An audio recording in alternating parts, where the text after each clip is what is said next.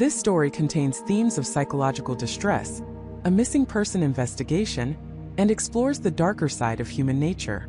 Listener discretion is advised. It was the silence that first whispered something was wrong, not the gentle quiet of a sleeping house, but the kind that screams absence, a void where sound should be. Sarah had always hated silence, especially after Emily moved out. Emily, with her booming laugh and endless stories, her constant stream of texts and calls, was the antithesis of silence. That's why, when Sarah's phone buzzed with an unfamiliar number late one Tuesday night, her first thought wasn't dread but annoyance. Probably a spam call, she figured, letting it go to voicemail. She'd learn later that it was the sound of her entire world shattering.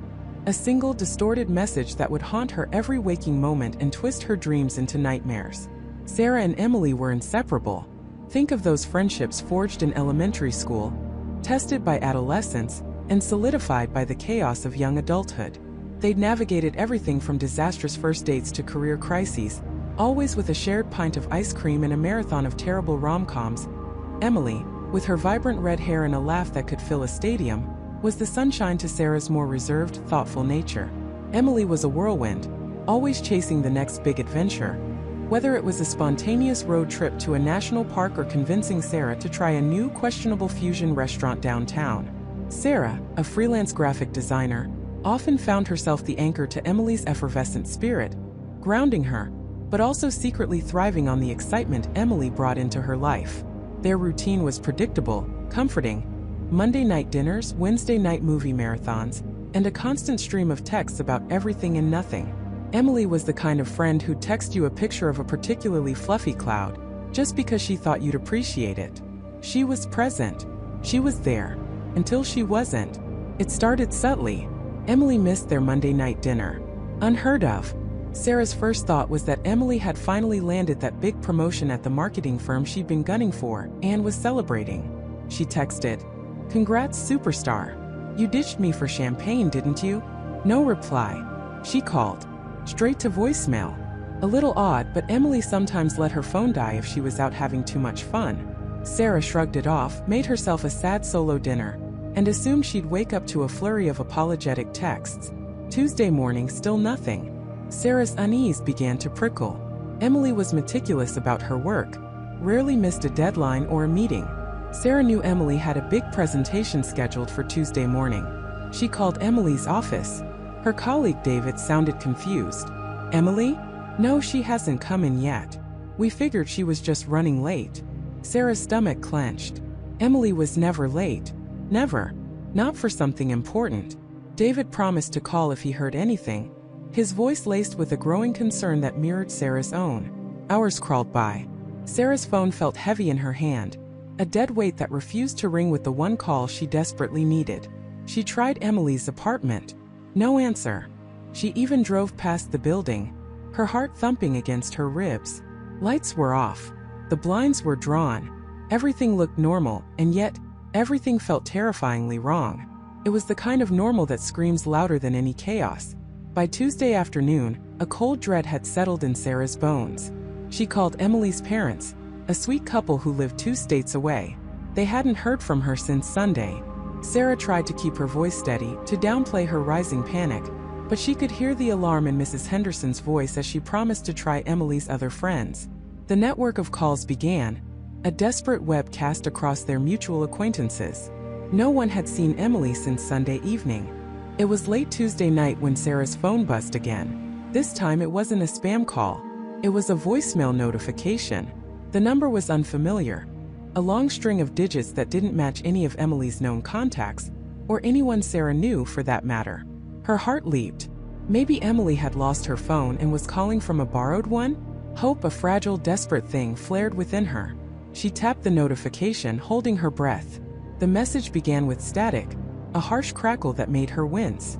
Then a voice. It was Emily's voice. But it wasn't. It was distorted, warbled, as if recorded underwater or through a faulty connection.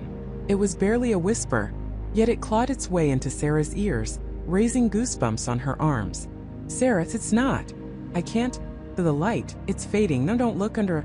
Then a sudden sharp intake of breath, a sound that was less a gasp and more a choked sob, followed by a faint metallic clang, like something falling onto concrete.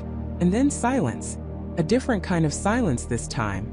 Not empty but heavy, pregnant with unspoken horrors. The voicemail ended. Sarah stared at her phone, her fingers numb. Her mind, usually a whirlwind of thoughts and anxieties, went utterly blank. She listened again. And again. Each time the words twisted her stomach into tighter knots. Sarah. Her name, spoken with such desperate urgency, was almost unrecognizable. It's not. Not what? Not okay. Not real. I can't. Can't what? Can't speak? Can't move? Can't escape? The light, it's fading. This was the phrase that chilled her to the bone. Fading light?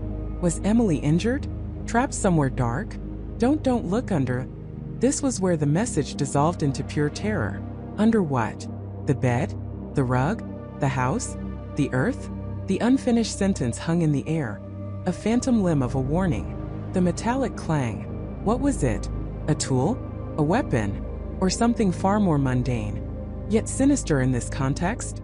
Sarah's hands started to tremble uncontrollably. This wasn't Emily being dramatic. This wasn't a prank. This was a cry for help. Raw and desperate and terrifyingly ambiguous. She tried calling the number back. It rang once, twice, then went straight to a generic voicemail box. The subscriber you have dialed is not available. No name, no personalized greeting. Just a dead end. Panic, cold and sharp, seized her. She scrolled through her contacts, her fingers fumbling, trying to find someone, anyone who could help. She called Daniel, Emily's ex-boyfriend, who still occasionally checked in. He sounded groggy, annoyed at being woken up, but his voice sharpened with concern when Sarah, through choked sobs, played the voicemail for him. That's not right, Sarah," he stammered, his usual calm demeanor gone. "That's not Emily. Not really. What the hell is she saying?" He couldn't make any more sense of it than she could. Sarah called the police.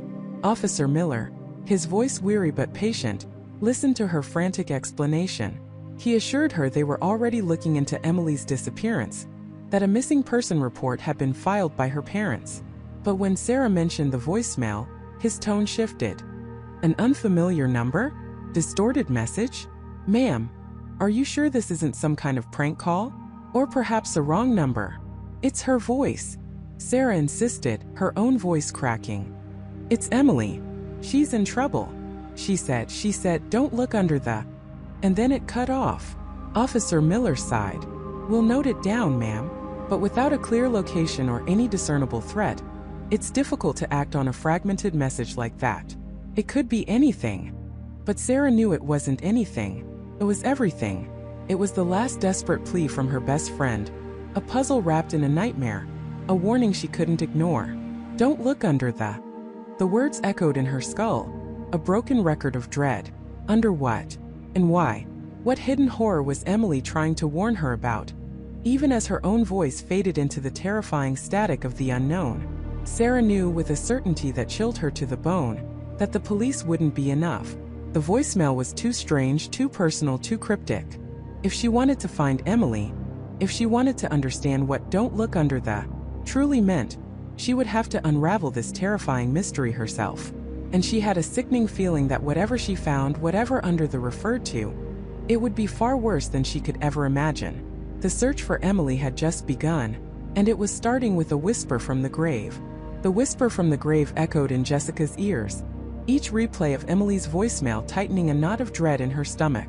Under the he's coming, find it. Please just under the..." The static, the tremor in Emily's voice, the sudden cutoff. It was a symphony of terror. Jessica's hands trembled as she clutched her phone, her thumb hovering over the call button for Emily again. She'd already tried a dozen times. No answer. Straight to voicemail. A cold certainty settled over her. Emily wasn't just missing. She was in serious trouble.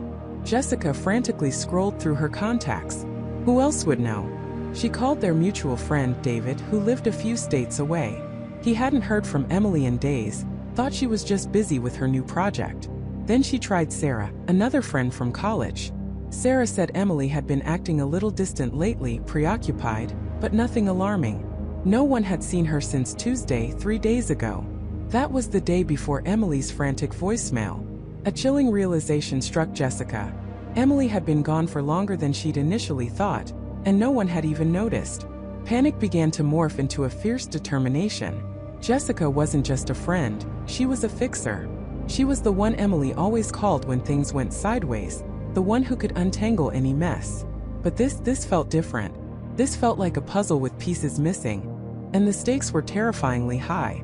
She replayed the voicemail again, trying to dissect every syllable. Under the. It was a fragment, a hint, a desperate plea. But what under the? Her mind raced, cycling through possibilities. Under the bed? Under the couch? Under the floorboards? Those were too cliché, too obvious for Emily, who always had a flair for the dramatic, even in her secrets. Could it be metaphorical? Under the radar? Under suspicion? Under pressure? The more she thought, the more abstract and overwhelming the options became. She needed a tangible starting point, a place where Emily would hide something important, something she wanted Jessica to find. And that place had to be Emily's apartment. Without another thought, Jessica grabbed her car keys, her purse, and the spare key to Emily's apartment that Emily had given her months ago. Just in case you ever need to water my plants or feed my imaginary cat, she joked. It wasn't a joke now. The drive across town felt interminable, each traffic light a personal affront, each passing car a blur in her peripheral vision as her focus narrowed to one single objective: find Emily. Emily lived in a charming, but slightly dilapidated brownstone building on a tree-lined street in an older part of the city. The kind of place with creaky stairs and a faint smell of old wood and forgotten dinners.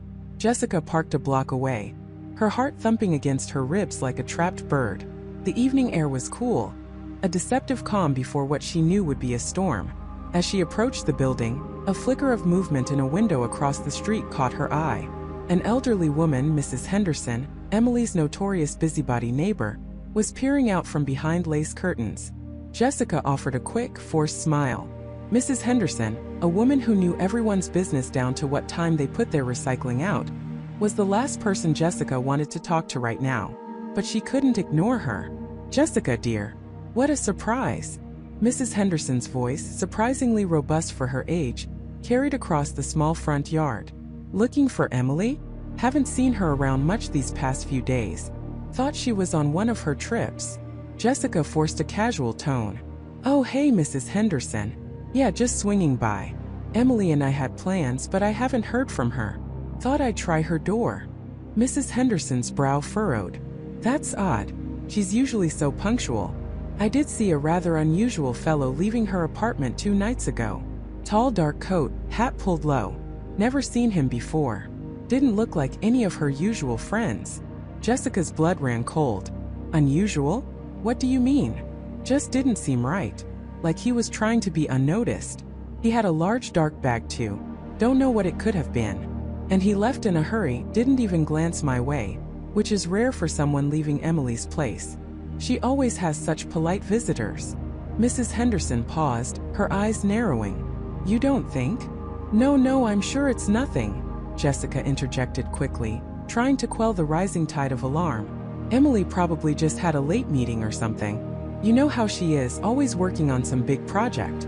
The lie tasted like ash in her mouth.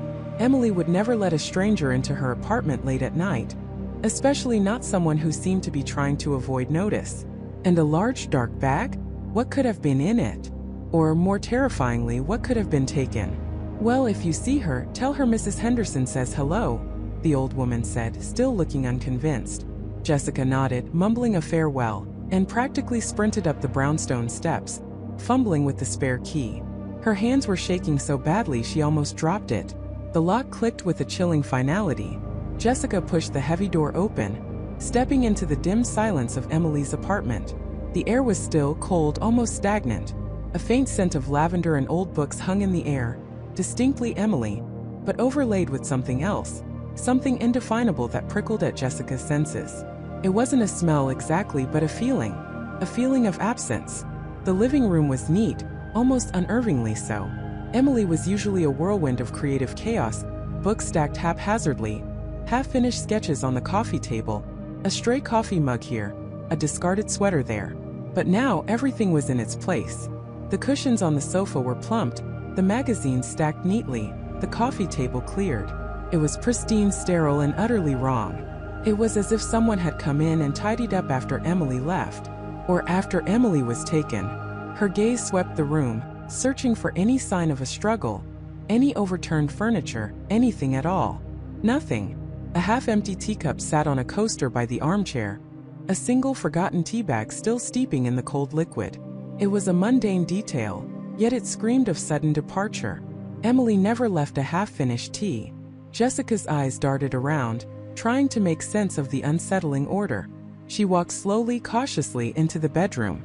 The bed was made, the duvet smoothed. A single book lay on the nightstand face down, The Secret History by Donna Tartt. Emily loved that book, had read it countless times. But usually it was dog-eared, spine-broken, not pristine and placed with such unnatural precision. Under the... Jessica whispered aloud, the words tasting like dust. She started her search methodically. She checked under the bed, running her hand along the dusty floorboards. Nothing but stray dust bunnies and a lost earring. She lifted the rug in the living room, revealing only polished hardwood.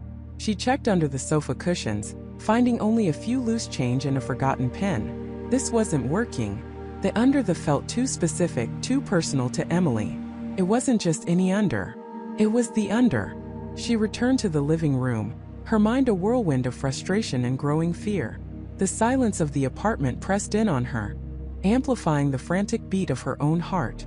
She felt watched, a phantom presence lurking in the corners of her vision. She forced herself to breathe, to focus. She knew Emily.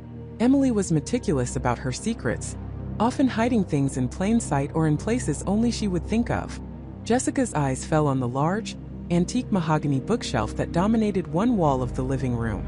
It was Emily's pride and joy, filled with first editions and beloved paperbacks, organized by color and subject with Emily's unique, artistic logic. Jessica remembered Emily once joking about how no one would ever find anything in her system. She ran her fingers along the spines of the books, a sudden thought sparking in her mind.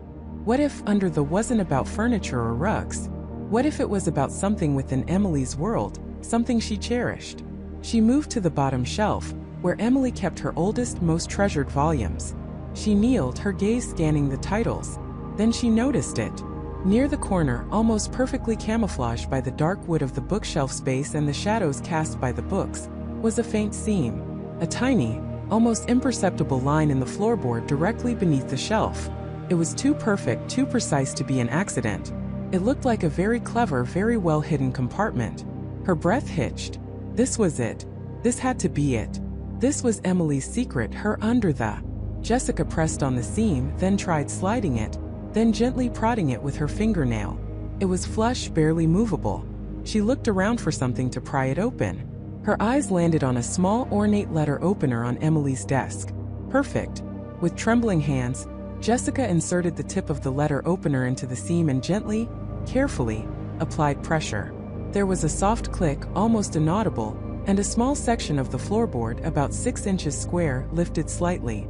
Beneath it, nestled in a shallow felt-lined cavity, was a small waterproof pouch. Jessica pulled it out, her fingers clumsy with anticipation and dread. The pouch was made of a thick, dark material, sealed with a robust zipper. She unzipped it, her heart hammering against her ribs. Inside she found 2 items, a sleek black USB flash drive, and a single folded piece of paper. Her eyes immediately went to the paper. It was Emily's handwriting, neat and precise, but with a faint tremor in the strokes. Jessica unfolded it, her gaze devouring the words. "If you're reading this, Jess, something's gone wrong. I knew it would. Don't trust anyone. The truth is in the drive. Look for the file named Whispering Pines. And whatever you do, don't let him find it." Jessica stared at the note, the words burning themselves into her mind. Asterisk, don't trust anyone. Him. Asterisk, a cold wave washed over her, far more chilling than the empty apartment. Emily wasn't just missing. She was in danger and she knew it. She had prepared for this. The under the was solved, but it had only opened the door to a far more terrifying mystery. Jessica clutched the flash drive, her knuckles white.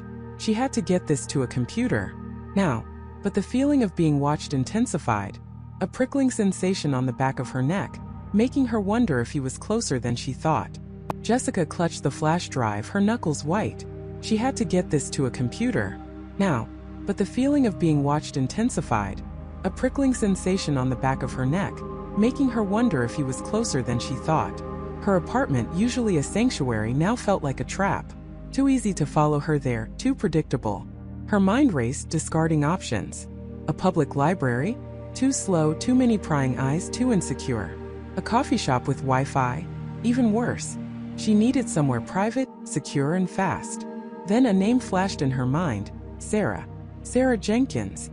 Her best friend since college, a software engineer with a home setup that rivaled a small data center, and an apartment building with more security protocols than a federal bank. Plus, Sarah understood discretion. She wouldn't ask too many questions until Jessica was ready to give answers, and she certainly wouldn't blab. Jessica pulled out her phone, her fingers fumbling slightly as she scrolled to Sarah's contact. No, not a call. Too risky. A text message. Emergency. Need help. Can be at your place in 15. Urgent. She hit send, then immediately regretted giving a time frame. What if he was monitoring her communications? No, don't spiral. Focus. She moved with a frantic urgency, grabbing her keys and a small crossbody bag. She tucked the flash drive deep inside, zipping it shut. As she reached the door, she paused, pressing her ear to the cool wood. Silence. But it was the kind of silence that hummed with unseen presence. She took a deep breath, trying to steady her racing heart, and then with a swift movement she was out, locking the door behind her. The hallway was empty, the dim lights doing little to dispel the shadows. Every creak of the old building, every distant hum of the elevator, sounded amplified, sinister. She hurried down the stairs, resisting the urge to look over her shoulder. The parking garage was a maze of concrete pillars and low wattage bulbs, each car a potential hiding spot. She fumbled for her car keys, her hand shaking as she pressed the unlock button. The familiar chirp sounded like a gunshot in the oppressive quiet. Slipping into her car, she locked the doors, the click a small comfort. She started the engine, pulling out of her parking spot with a screech of tires that made her wince. She kept her eyes on the rearview mirror, scanning the rows of parked cars. Nothing. No sudden headlights, no engine roaring to life behind her. Yet, the feeling persisted, a cold knot in her stomach. The drive to Sarah's apartment felt like an eternity. Every car that lingered in her rearview mirror, every shadow that flickered in her peripheral vision, sent a jolt of adrenaline through her. She took a longer, more circuitous route than usual, making unnecessary turns, hoping to lose anyone who might be tailing her. She felt like a character in a spy movie. Except this wasn't a movie, and the stakes were terrifyingly real. Finally, she pulled up to Sarah's building, a modern high-rise gleaming with glass and steel. She parked illegally in a loading zone, not caring about the ticket. She rushed through the revolving doors, her heart hammering against her ribs. The lobby was sleek, minimalist, with a stern-faced security guard behind a desk. He barely glanced at her as she signed in, her hand still trembling as she scrawled her name. The elevator ride up was agonizingly slow, the silence broken only by the soft hum of the machinery. She stared at her reflection in the polished steel doors, her face pale, eyes wide with a mixture of fear and determination. This was it, the point of no return. When the doors chimed open on Sarah's floor, Jessica practically bolted out. She knocked on Sarah's door, a rapid, urgent rhythm. A moment later, the door swung open, revealing Sarah, her dark hair pulled back in a messy bun, a pair of oversized glasses perched on her nose. She was still in her work-from-home clothes, a comfortable hoodie and sweatpants. Her expression was initially one of mild annoyance, quickly replaced by concern as she took in Jessica's panicked face. "Jessica? What's wrong? You look like you've seen a ghost." Jessica pushed past her, stepping into the brightly lit, surprisingly tidy apartment. "Worse, Sarah. Much worse. I need your computer. And your discretion. Everything I'm about to tell you has to stay between us. No one else. Ever." Sarah, sensing the gravity in Jessica's voice, nodded, her usual playful demeanor replaced by a serious frown. "Okay, Jess. You're scaring me. What is this about?" She led Jessica to her home office, a space dominated by 3 large monitors, a powerful desktop tower, and a nest of cables. "It's about Michael," Jessica began, her voice barely a whisper. "He's not missing. He was investigating something dangerous, and I think he left a message for me, a cryptic voicemail, and then this." She pulled out the flash drive, placing it carefully on Sarah's desk. "I found it hidden in his apartment. I think it contains everything." Sarah picked up the drive, turning it over in her fingers. "A flash drive? Why wouldn't he just email you?" "Because he knew they were watching him," Jessica said, the words tumbling out. "He said it in the voicemail, that he couldn't trust anyone, that he was being followed. He wouldn't have left this out in the open. Someone was actively trying to silence him, Sarah. I just know it." Sarah's eyes widened. "Silence him? Jess, this sounds like something out of a movie." "It is a movie, Sarah, and we're in it. Please just plug it in." Sarah hesitated for a moment, then plugged the flash drive into a USB port. The computer recognized it immediately. A folder icon appeared on the desktop, labeled simply, Project Nightingale. "Nightingale," Sarah murmured, clicking on the folder. "That's poetic for a secret project." The folder opened to reveal a dizzying array of files. There were encrypted documents, audio files labeled with dates and times, several image folders, and even a few video clips. It was a digital treasure trove, or perhaps a digital Pandora's box. "Where do we even start?" Jessica asked, leaning closer, her breath catching in her throat. "The audio files first, I think," Sarah suggested, her fingers flying across the keyboard. "They seem to be chronological. Let's see if we can piece together Michael's timeline." She clicked on the oldest audio file, dated 3 months prior. A low hum filled the room, then Michael's voice, clear but strained. It wasn't the confident, easygoing Michael Jessica knew. This was a man on edge. Log entry August 12th. "I've confirmed the anomaly. The data streams from the Sentinel project are not what they appear to be. The energy output readings are being deliberately manipulated. Someone is siphoning off vast amounts of power, but for what purpose? And why is it being hidden under the guise of sustainable energy research?" Jessica and Sarah exchanged a stunned glance. "Sentinel project?" Jessica whispered. "What is that?" Sarah quickly typed, "Sentinel project," into a search engine on another monitor. The results were immediate. A highly publicized government initiative, a cutting-edge experimental power grid designed to provide clean, renewable energy to several major metropolitan areas. It was lauded as a technological marvel, a beacon of environmental progress. "This can't be right," Sarah said, her voice laced with disbelief. "Sentinel is supposed to be revolutionary. It's all over the news. Clean energy, zero emissions." "Keep listening," Jessica urged, her mind reeling. Michael had been an engineer, brilliant but unassuming. What could he possibly have uncovered about a project of this magnitude? The next audio file played. Log entry August 28th. "The discrepancies are too significant to be errors. I cross-referenced the internal schematics with the public reports. There's a hidden subnet, a back channel, diverting enough energy to power a small city.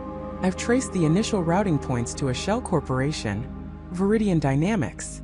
No public record of them beyond a mail drop in Delaware." "Viridian Dynamics," Sarah repeated, already typing. "Delaware. That's a red flag right there.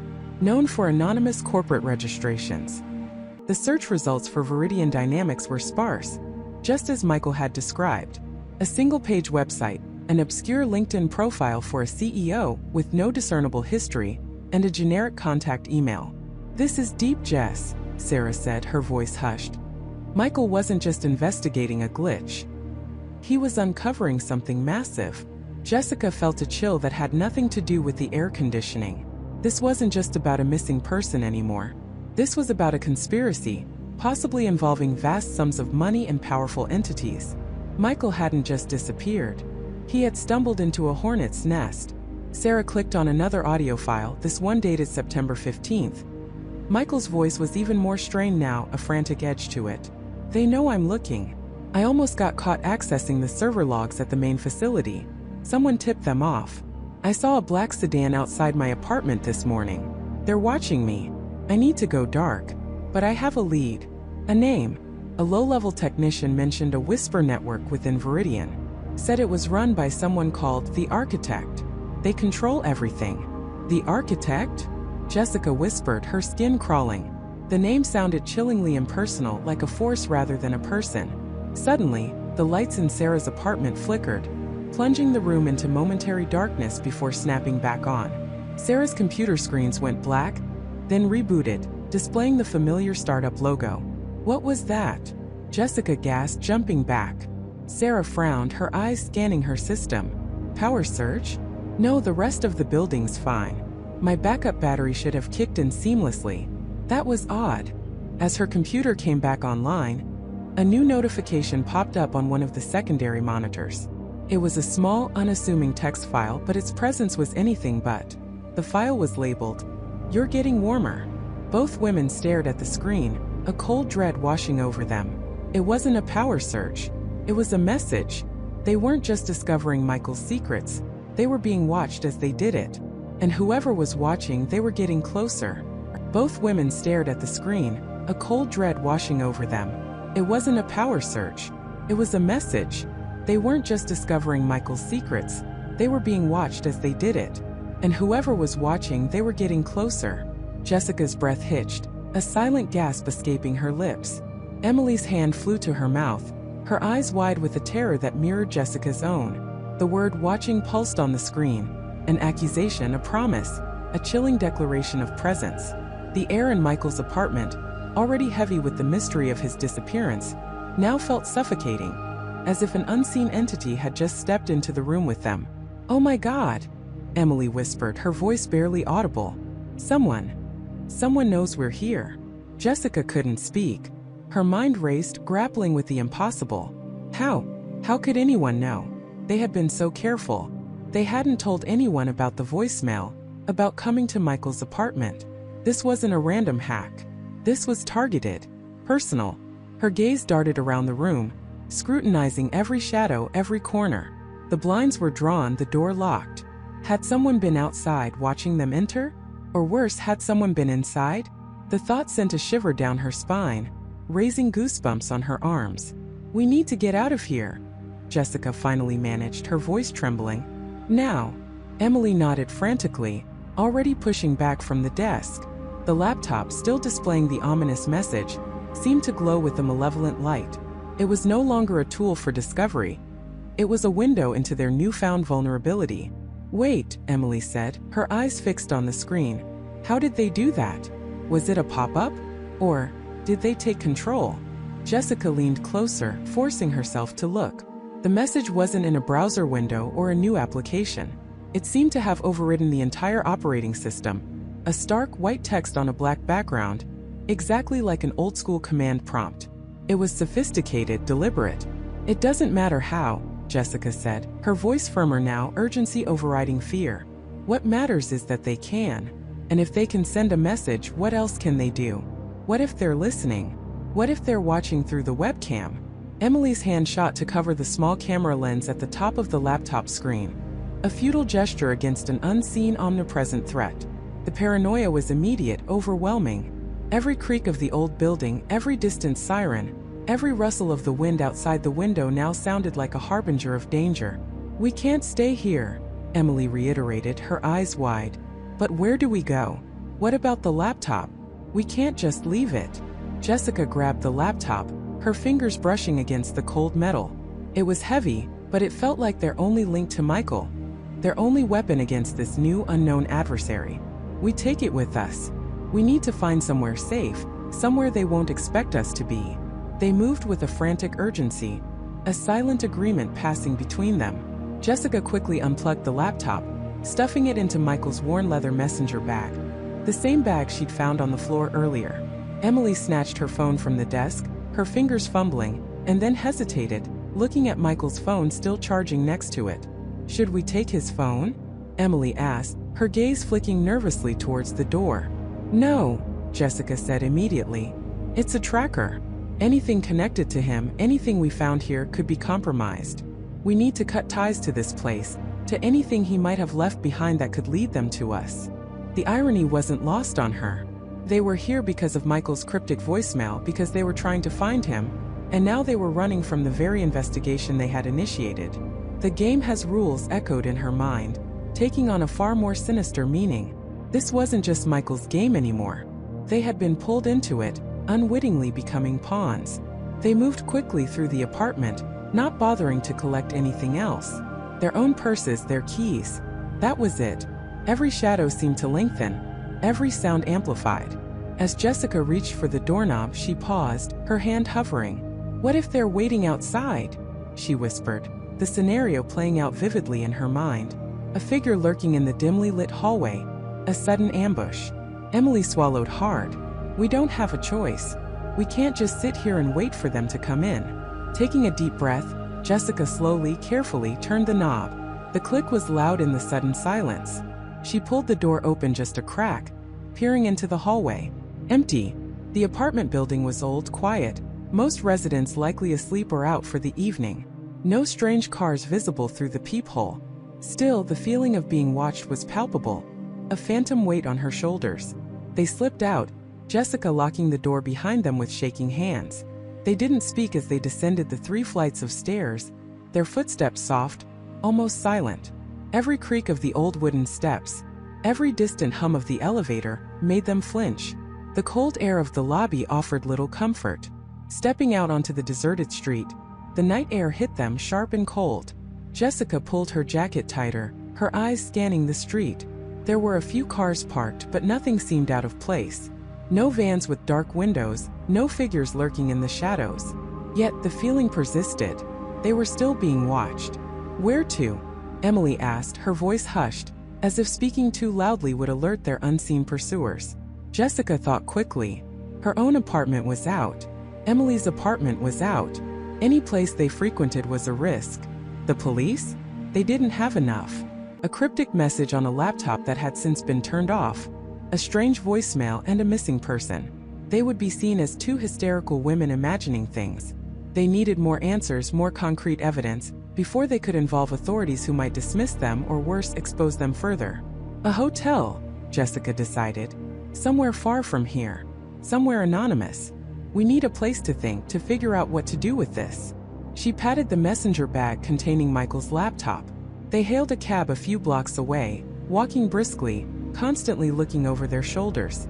In the back of the taxi, the city lights blurred past, offering a strange sense of anonymity and exposure all at once. Jessica clutched the messenger bag tightly, the weight of the laptop a constant reminder of the danger they were in. "Who do you think it is?" Emily whispered, her voice barely audible over the hum of the taxi engine. "Who would do this?" Jessica shook her head, her mind reeling. "I don't know. Someone who doesn't want us digging into Michael's disappearance. Someone who knows what he was working on. But how did they know we were digging?" Emily pressed. "We didn't tell anyone. That's the terrifying part, isn't it?" Jessica murmured. "They're not just watching Michael's secrets, they're watching us. Maybe they've been watching Michael for a long time, and we just stumbled into their surveillance." The cab pulled up to a generic chain hotel on the outskirts of the city. Jessica paid the driver, feeling a strange sense of detachment. This wasn't how she expected her night to go. This wasn't how she expected any of this to go. They checked in using Emily's credit card, under a different name, a small instinctive act of self-preservation.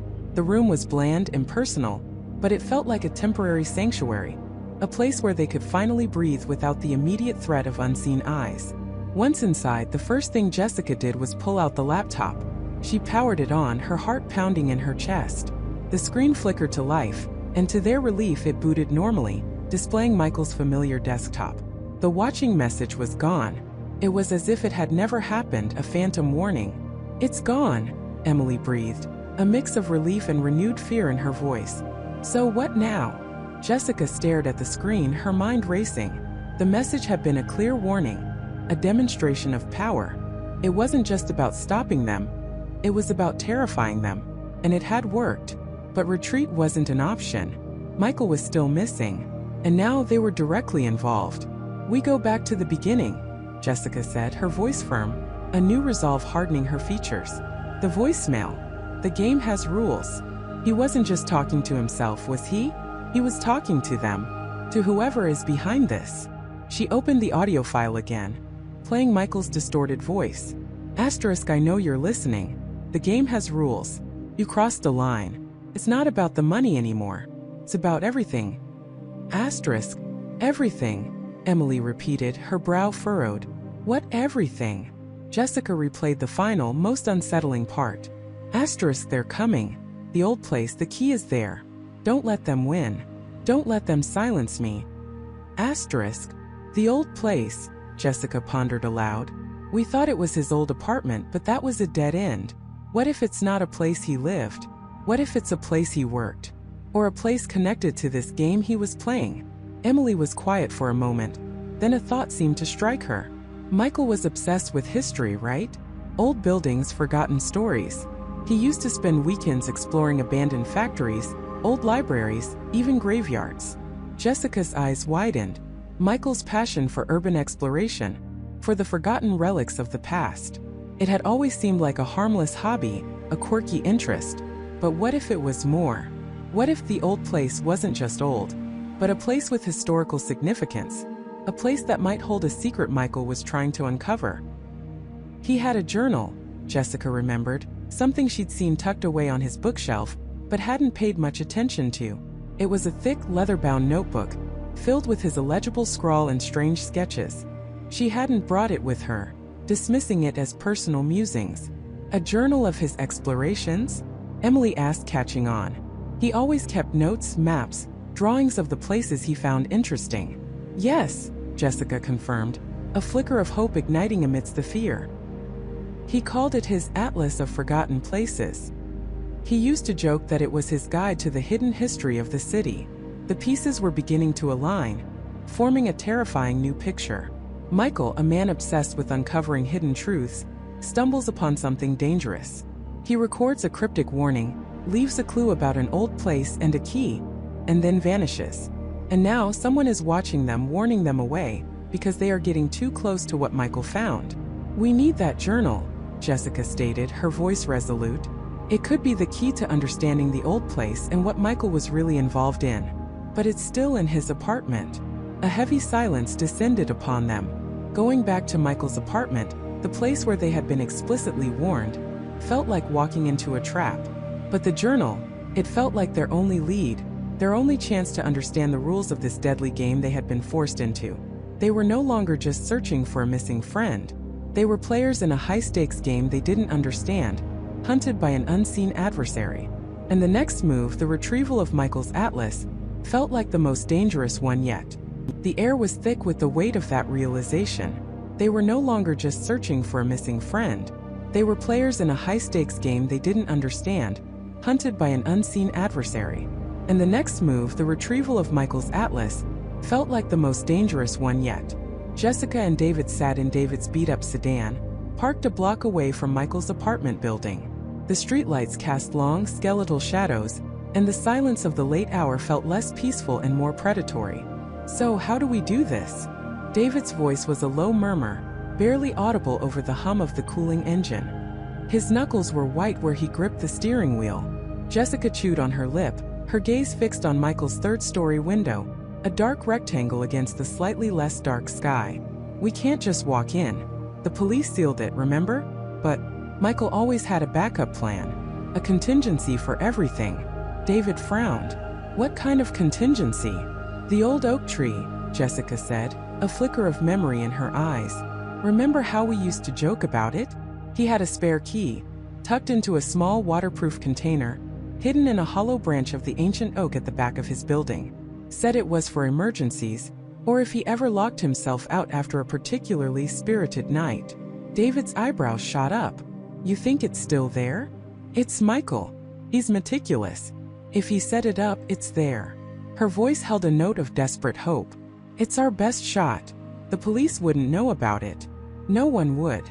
They decided to wait until after midnight, when the last dog walkers and late-night stragglers had disappeared. The plan was simple if terrifying. David would act as lookout in the car, engine running, while Jessica retrieved the key and made her way inside. The 15 minutes they waited felt like an eternity. Every passing car seemed to slow down. Every distant siren seemed to grow louder. Jessica's heart hammered against her ribs, a frantic drumbeat of anxiety. Finally, the street was still. David gave her a curt nod. Be careful, Jess. She took a deep breath, pushing open the car door as quietly as possible. The night air was cool, carrying the faint scent of damp earth. She moved swiftly, keeping to the shadows, a ghost in the urban landscape. Rounding the back of the building, she found the ancient oak, its gnarled branches reaching like skeletal fingers towards the sky. Her hands trembled slightly as she felt along the rough bark, searching for the familiar hollow. Her fingers brushed against something cold and hard, a small cylindrical metal container, secured with twine. Michael, always so thorough. With the key now in her hand, the true challenge began. The lobby was dimly lit, silent. She bypassed the elevator, choosing the stairs, her footsteps unnervingly loud on the concrete. Each floor they ascended felt heavier, pregnant with unspoken dread. Michael's apartment door was unmarked, just like all the others. No police tape, no obvious signs of disturbance. The officers must have been discreet. She slid the key into the lock. It turned with a soft metallic click that echoed in the oppressive silence. Pushing the door open, a wave of cold, stagnant air washed over her. The apartment was dark, draped in a profound stillness that was far more unsettling than any mess. Michael was a creature of habit, his apartment always meticulously organized, a reflection of his precise mind. But now it felt empty, not just unoccupied, but hollowed out, as if a vital energy had been sucked from it. She stepped inside, pulling the door shut behind her, plunging the space into near total darkness. The faint glow from the streetlights outside filtered through the blinds, casting stripes of weak illumination across the living room. She pulled out her phone, turning on the flashlight, its beam cutting through the gloom. The apartment wasn't ransacked. No overturned furniture, no broken glass. But there were subtle disturbances. A book on his coffee table was slightly ajar. A page folded down, something Michael never did. A framed photograph on his mantelpiece, usually perfectly centered, was askew. Tiny details easily missed, but to Jessica, who knew Michael's fastidious nature, they screamed intrusion. Someone else had been here. Someone had searched. But for what? And had they found it? Her heart pounded. She moved methodically, searching the places Michael kept his most prized possessions. His study, lined with bookshelves, was her first stop. He had a collection of rare maps, antique globes, and obscure historical texts. She scanned the shelves, her flashlight beam dancing across leather spines and faded titles. No atlas immediately stood out. She remembered Michael talking about his special acquisitions, the items he valued above all others. He had a custom-built antique chest in his bedroom, a family heirloom, where he kept important documents. She padded silently into the bedroom, the air even colder here. The chest sat at the foot of his bed, dark wood gleaming faintly in the flashlight beam. She ran her hand over its smooth surface, a knot forming in her stomach. If the atlas was here, it would be well hidden. Michael was paranoid about his privacy, about his research. She tried the lid. Locked.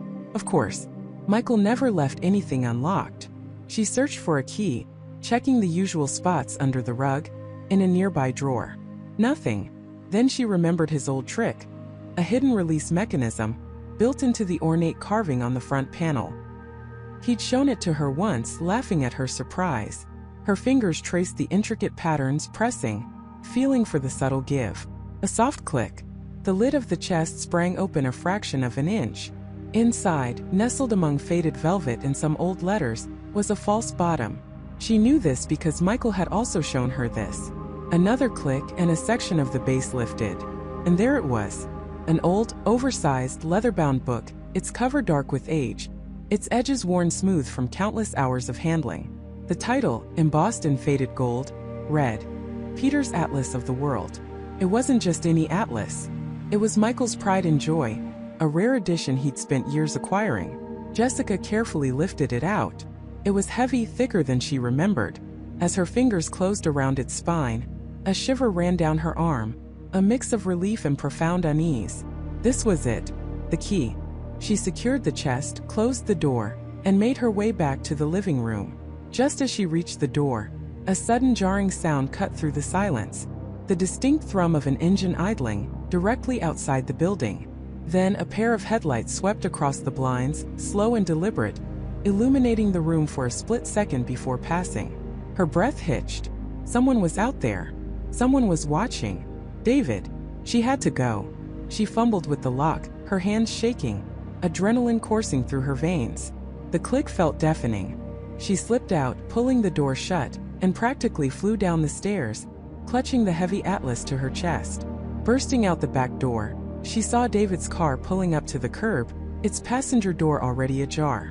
She didn't look back, didn't hesitate. She scrambled inside, slamming the door shut. "Go, go, go!" she gasped, barely able to speak. David didn't need to be told twice. The car peeled away from the curb, tires squealing faintly, disappearing into the night.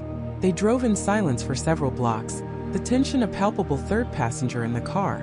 Finally, David pulled into an empty parking lot behind a deserted strip mall.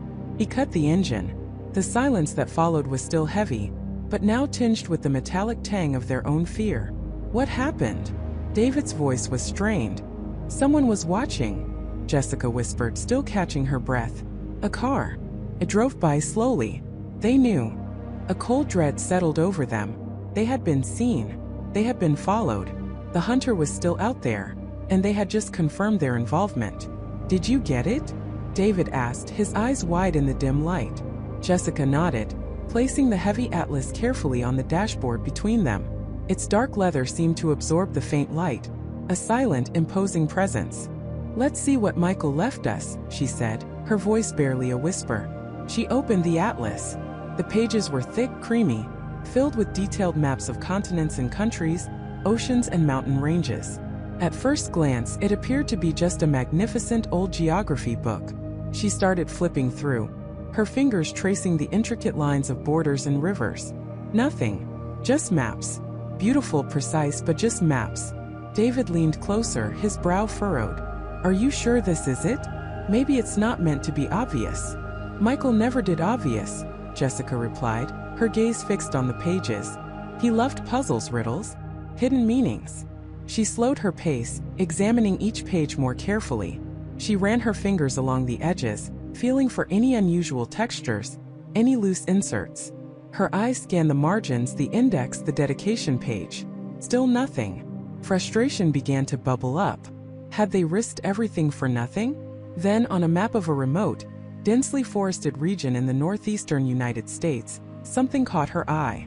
It wasn't a mark on the map itself, but a series of faint, almost imperceptible indentations in the paper, as if someone had pressed hard with a pen without actually making a visible mark. She angled the page towards the weak glow of the streetlights.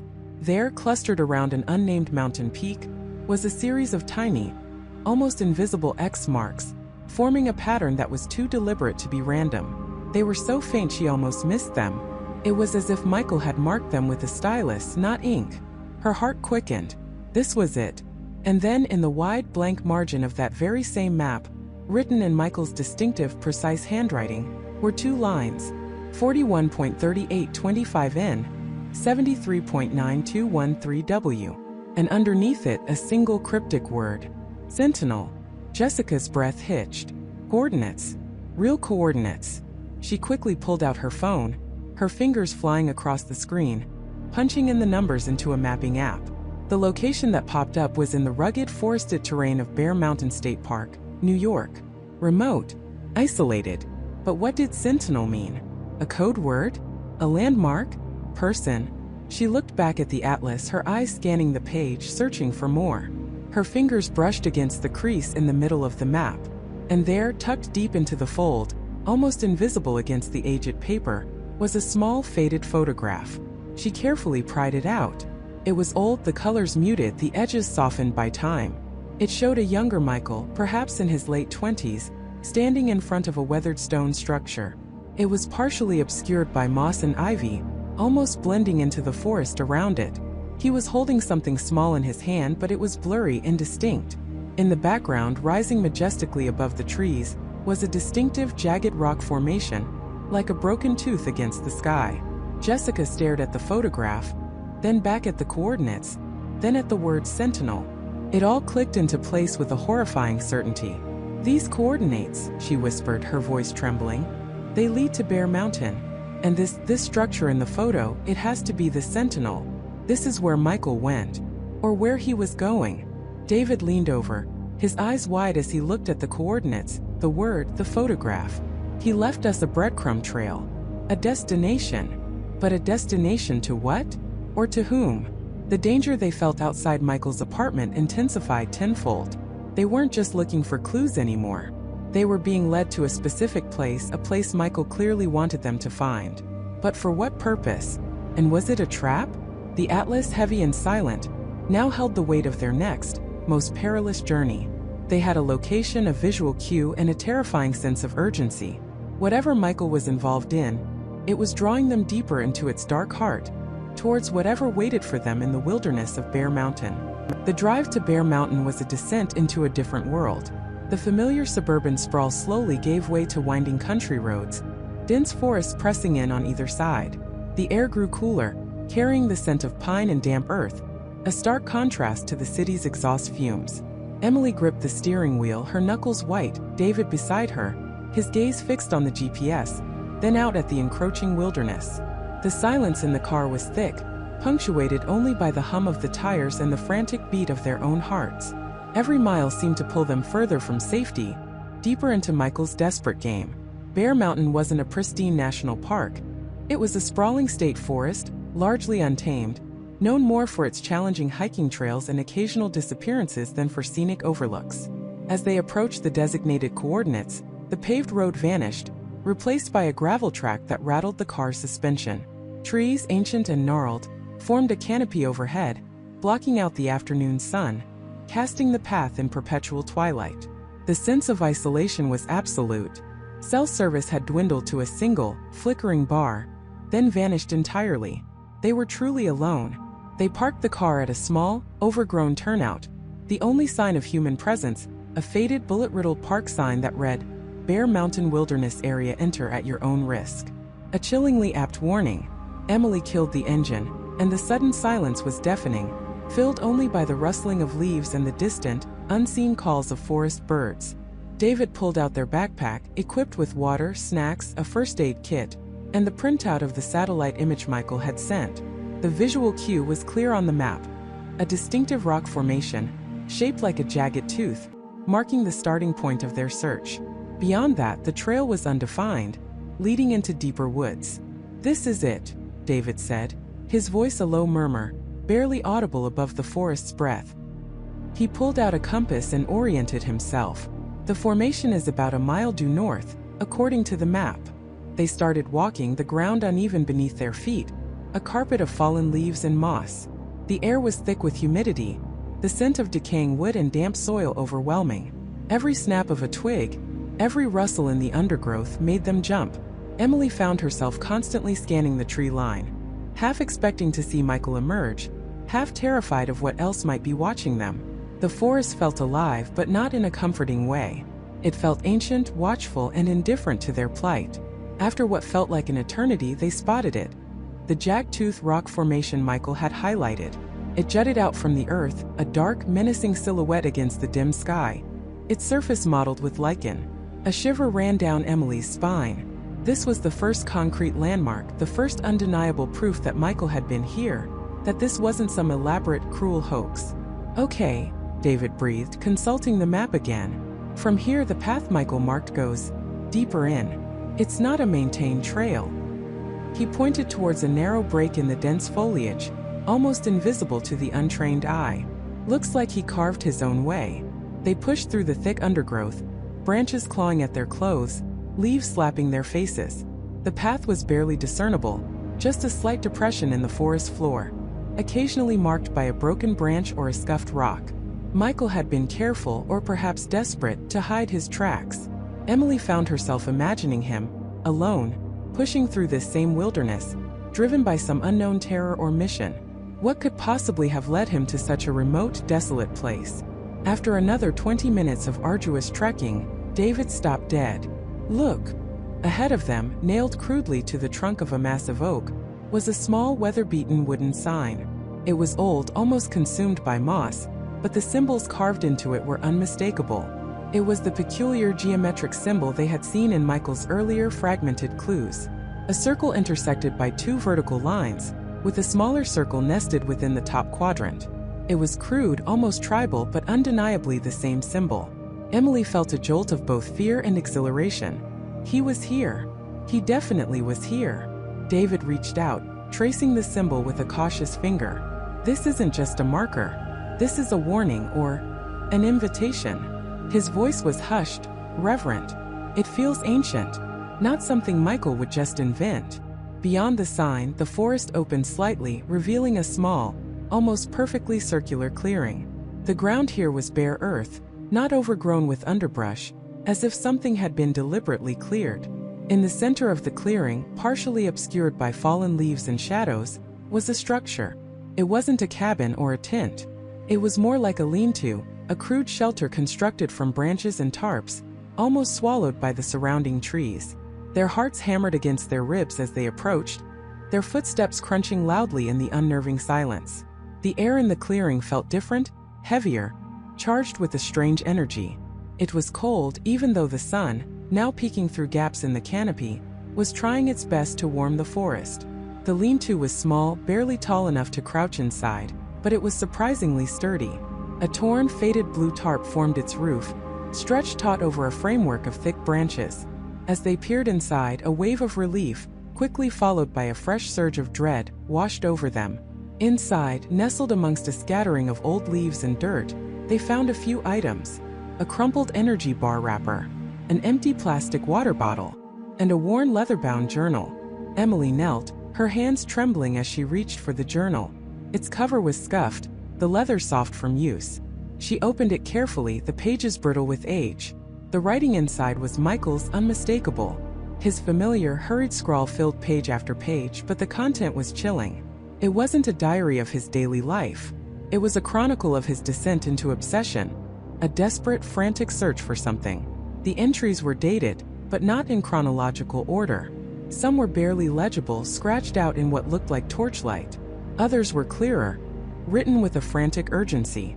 He wrote about the whispers, the signs in the earth, and repeated references to the old ones. He spoke of dreams vivid and terrifying that led him here, to this specific patch of wilderness.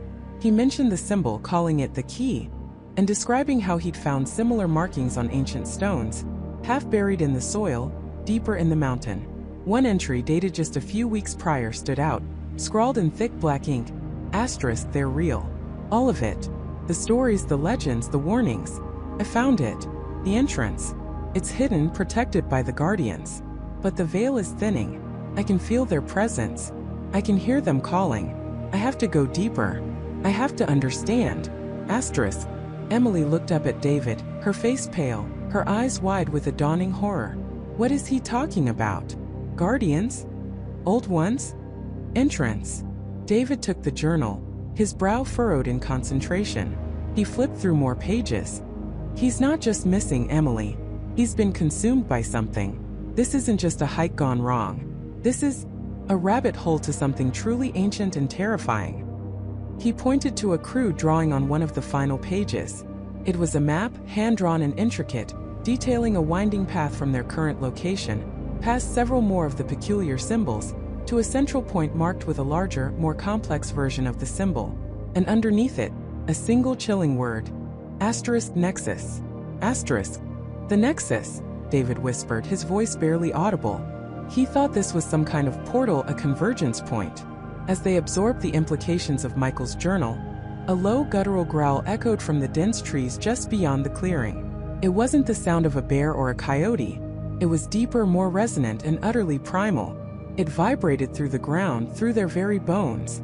The air grew colder, and the shadows in the clearing seemed to deepen, to coalesce into indistinct shapes at the edge of their vision. Emily clutched David's arm, her breath catching in her throat. What was that? The growl came again, closer this time, followed by a series of heavy, deliberate thuds, like something large moving slowly through the undergrowth, circling them. The leaves at the edge of the clearing rustled violently, even though there was no wind. A profound sense of being watched, of being hunted, settled over them. They were no longer just searching for Michael. They had stumbled into whatever he had found, whatever he was running from, or worse, whatever he had become. The wilderness of Bear Mountain had revealed its first secret, and it was far more terrifying than they could have ever imagined. They were no longer alone. The air itself seemed to thicken, heavy with an unseen presence.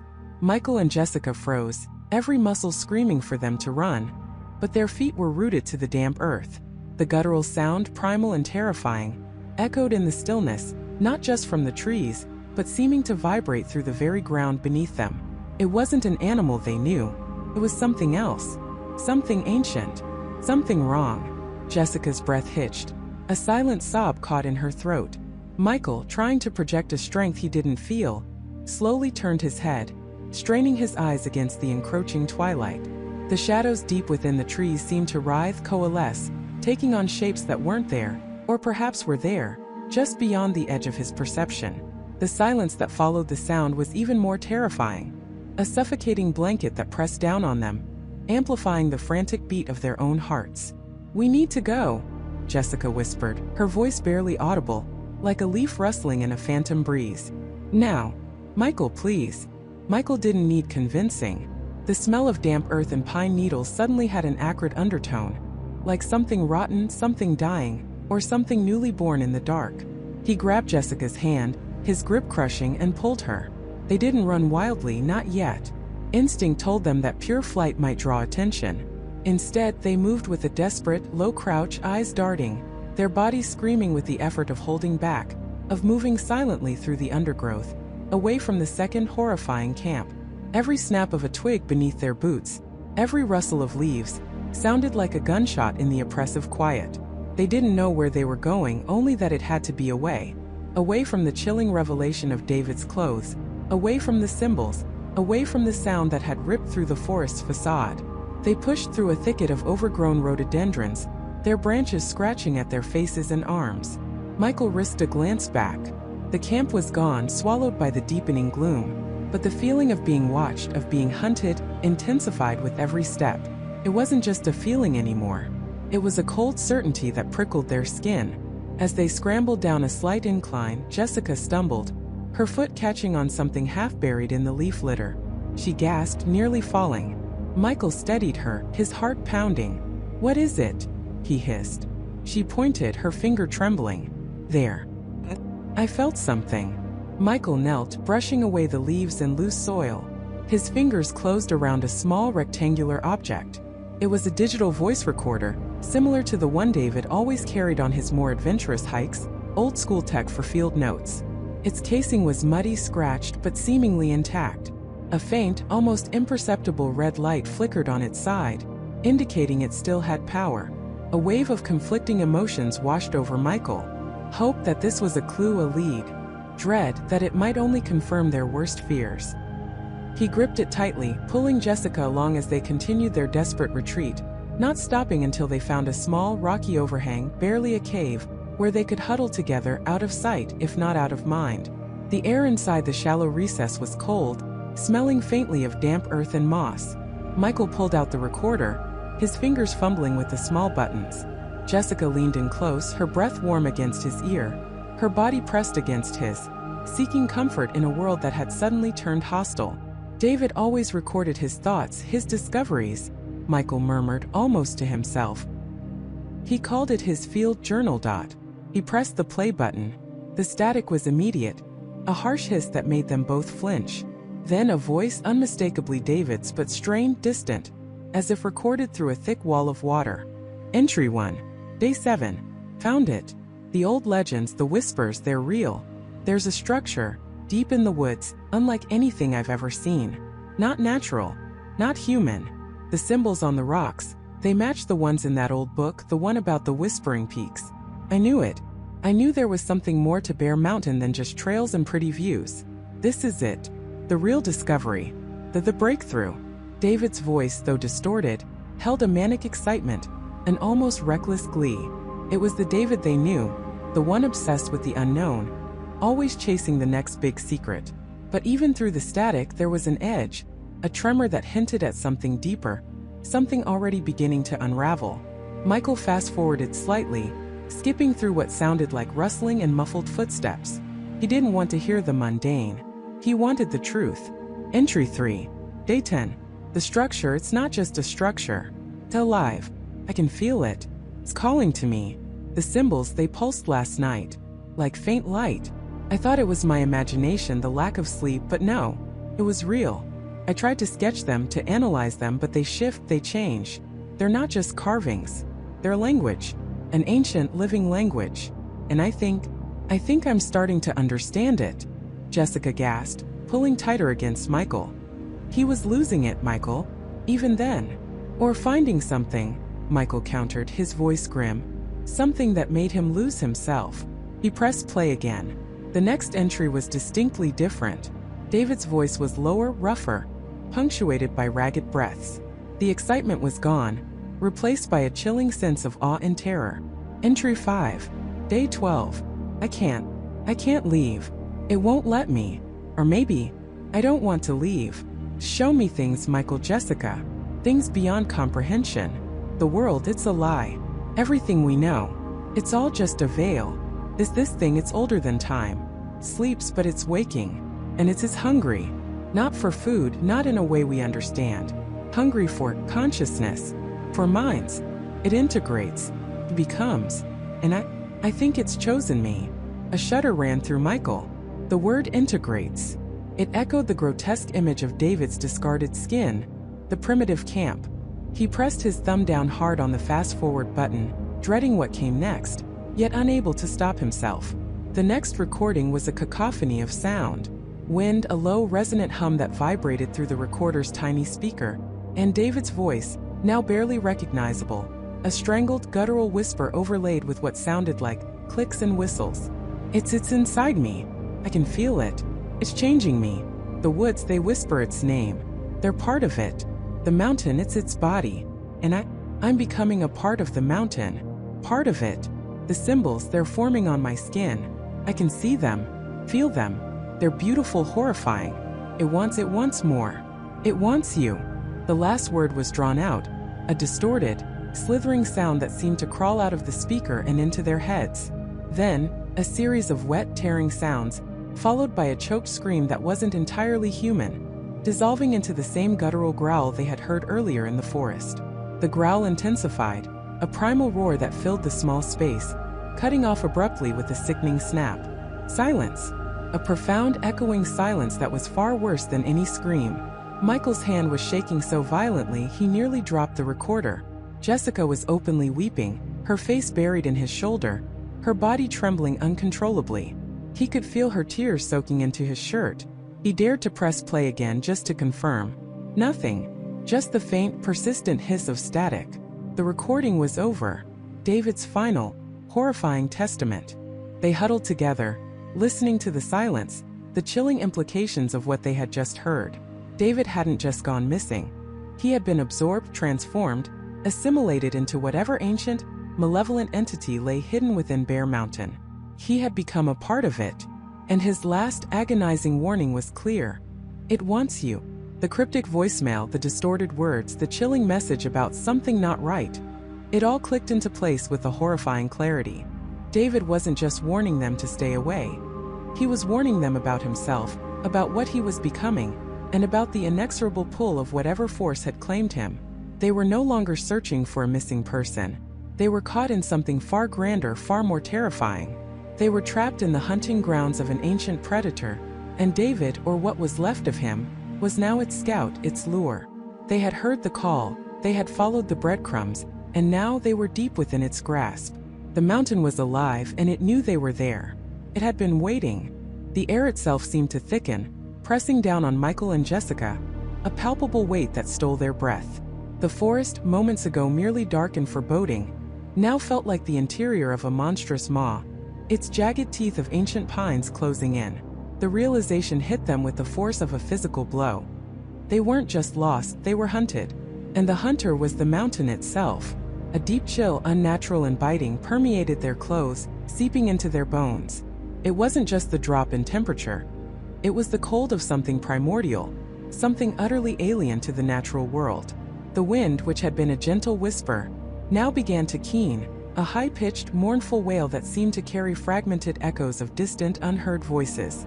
Michael instinctively grabbed Jessica's hand, his grip tight, almost crushing. Her fingers were cold, trembling. "It knows," Jessica whispered, her voice barely audible above the rising wind. Her eyes darted around, wide with a terror that mirrored Michael's own. "It knows we're here." The path beneath their feet, already treacherous, seemed to buckle and shift. Loose rocks, previously stable, now tumbled down small inclines, not from any visible cause, but as if nudged by an unseen force. The very ground felt alive, subtly undulating, making them stumble. The trees, previously just obstacles, now appeared to lean in, their branches like skeletal fingers reaching. scratching against the increasingly turbulent air. Shadows, already long and distorted, began to dance with an unnatural energy, stretching and contorting into grotesque, fleeting shapes that vanished the moment their eyes landed on them. Panic, cold and sharp, began to claw at Michael's throat. Every instinct screamed at him to run, to flee this place, but in which direction? The forest had become a labyrinth, a living trap with no discernible exit. The compass in his pack felt like a cruel joke. What good was north when the entire world around them was a predator? "We have to move," Michael said, his voice hoarse, attempting to project an authority he didn't feel. "We can't stay here." "But where?" The question hung heavy in the air, unanswered, mocking.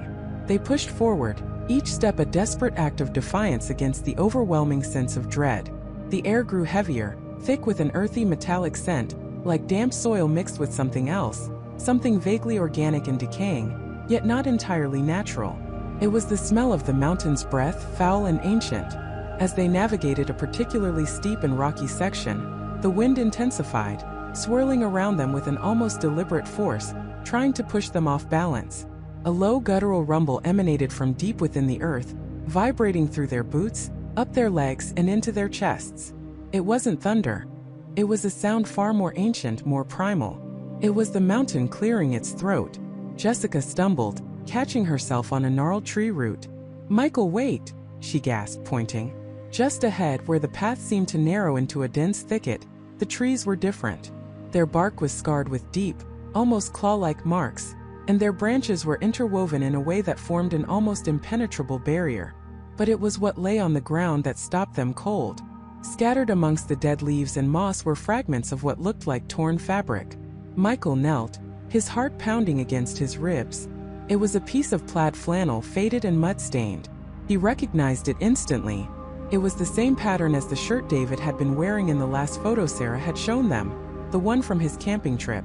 This was no coincidence.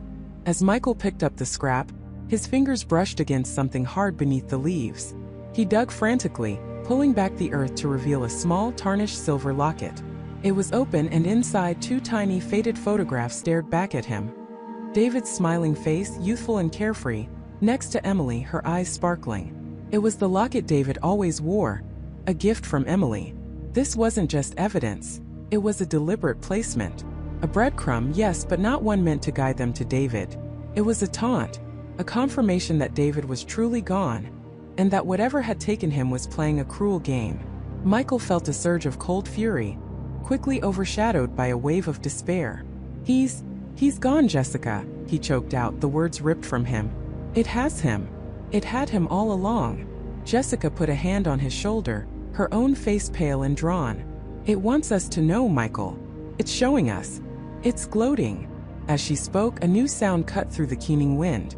It was faint at first, barely perceptible, but it was unmistakably human. A low, rhythmic moan, almost a lament, echoing from somewhere deeper within the twisted woods. It was not David's voice from the voicemail, not the distorted siren song they had followed. This was something else. Raw. Suffering.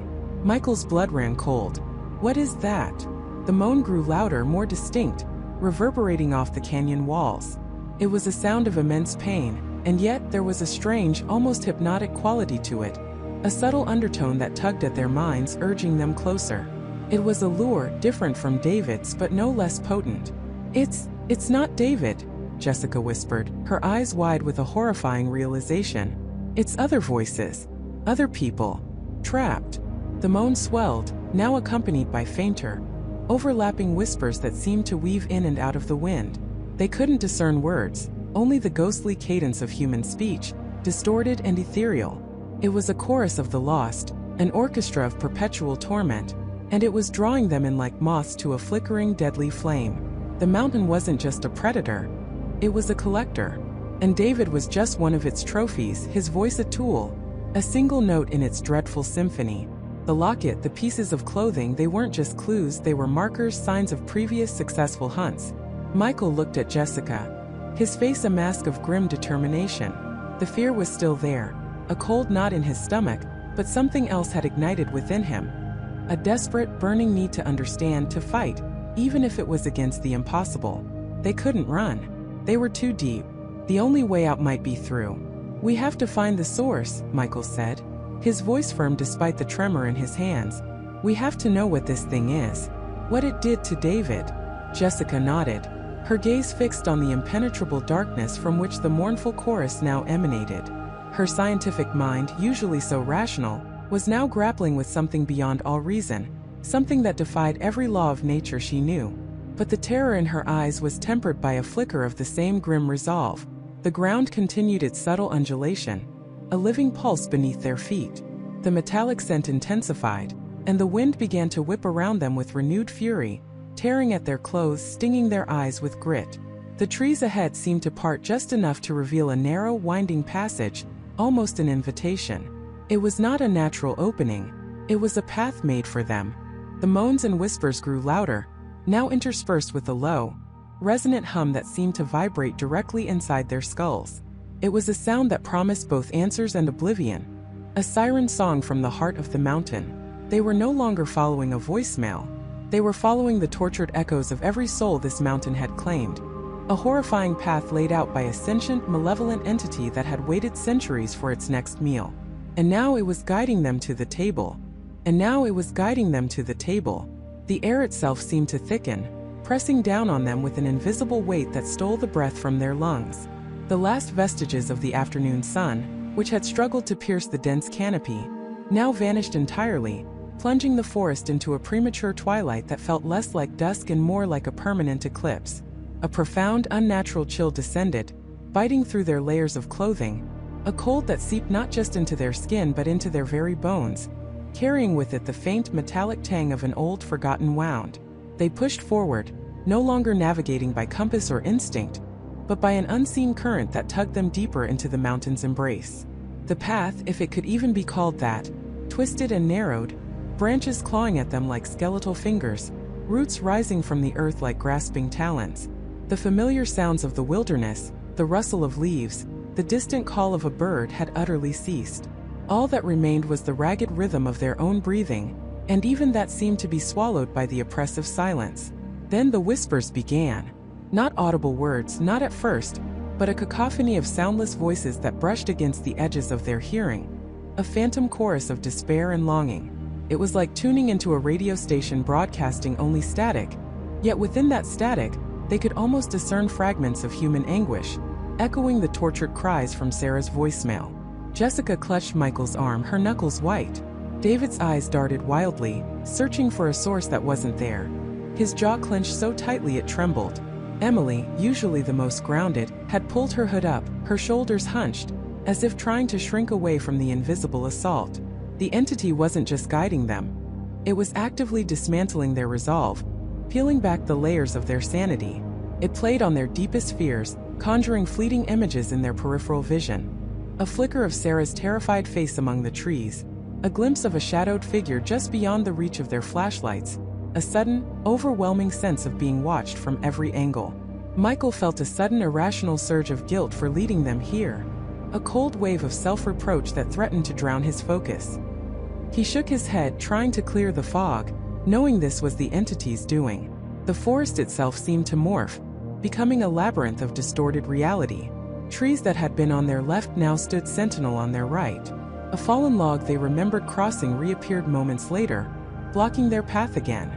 They were trapped in a cruel illusion, a waking nightmare crafted by a mind far older and more malevolent than their own. Are we going in circles?" David whispered, his voice hoarse, his gaze wide with dawning horror. "No," Michael managed, though his own certainty was crumbling.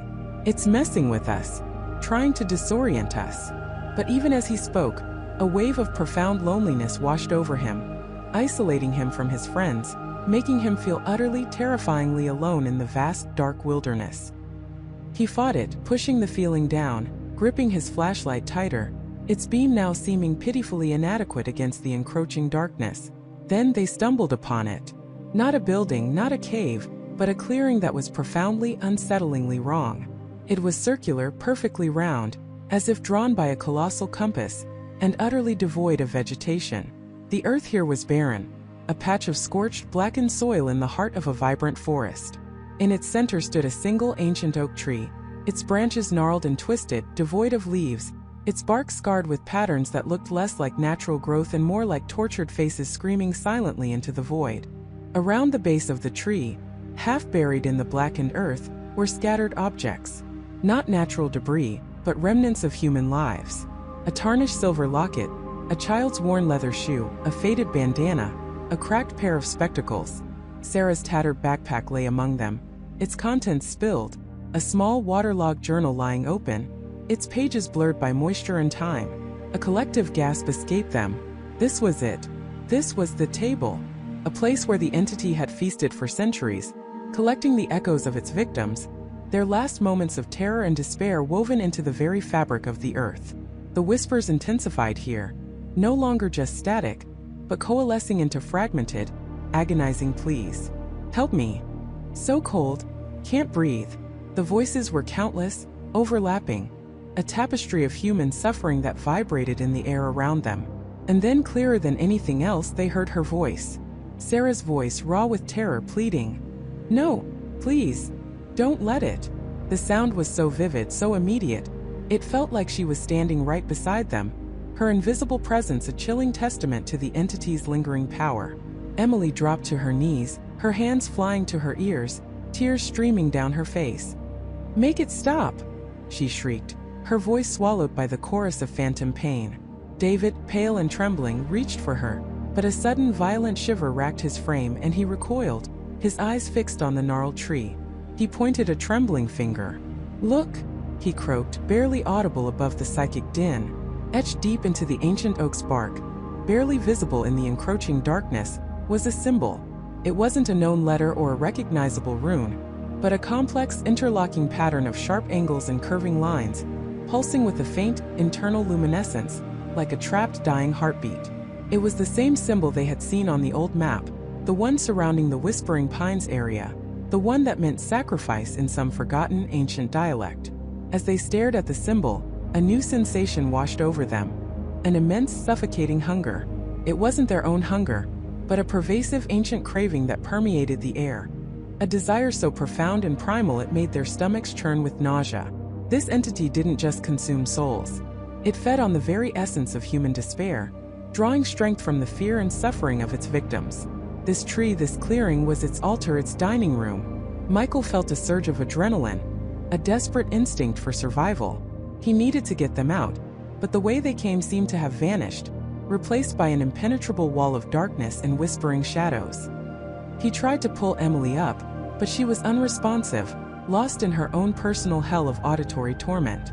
Suddenly, the cold intensified, becoming unbearable, radiating from the ancient oak tree. The faint glow of the symbol pulsed brighter, casting grotesque, dancing shadows that seemed to writhe with malevolent life. The ground beneath their feet began to vibrate, a low guttural hum rising from the earth itself, growing in intensity. The air crackled with an unseen energy, charged with a palpable sense of ancient power awakening. Then, from the center of the gnarled tree, from the very point where the glowing symbol was etched, a form began to coalesce. It wasn't solid, not truly, but a swirling vortex of shadows and despair, a shape crafted from the accumulated suffering of centuries. It was vast, amorphous, yet undeniably present, its edges indistinct, constantly shifting, like smoke given malevolent sentience. Within its depths, two pinpricks of light, red and ancient, flared into existence, fixing on them with an intelligence that was chillingly profound. The whispers crescendoed into a deafening scream, a chorus of agony that threatened to rip their minds apart. Sarah's voice, clearer than ever, shrieked, "It's here! It's going to take me! Run!" And then the vortex of shadow reached out, a tendril of darkness snaking towards them, not physical but a pure psychological assault, aiming directly for Emily, who was still on her knees screaming. Michael lunged, pulling her violently backwards, just as the intangible tendril passed through the space where she had been, leaving behind a lingering void, a sensation of absolute emptiness that made the air feel thin and sterile. They had reached the table, and the meal was about to begin. The table was not set with food, but with an unsettling, pristine emptiness. Its surface, polished to an unnatural sheen, reflected their terrified faces back at them, distorted and elongated as if viewed through water. The room, which had moments ago felt like a physical space, now pulsed with an invisible energy, a hum that resonated not in their ears, but behind their eyes, a pressure building in their skulls. A voice, not from any single point, but seemingly woven into the very fabric of the air around them, began to speak. It was a chorus of whispers, overlapping and intertwining, yet coalescing into a single coherent stream of words. It was Daniel's voice, then Michael's, then Emily's, then a stranger's, a horrifying mosaic of familiar and unknown. "Welcome," the composite voice resonated, "to the feast." Emily felt a chill that had nothing to do with temperature. This wasn't a physical meal. This was something far more insidious. Michael gripped the edge of the table, his knuckles white. Mark, usually so unflappable, had a sheen of sweat on his forehead. "Daniel, he was the first," the voice continued, the Daniel-like timbre lingering on his name. "He sought what was not his to find. He touched the veil and brought a sliver of its truth into his world. A beautiful resonance. A vibrant frequency." Emily's mind raced.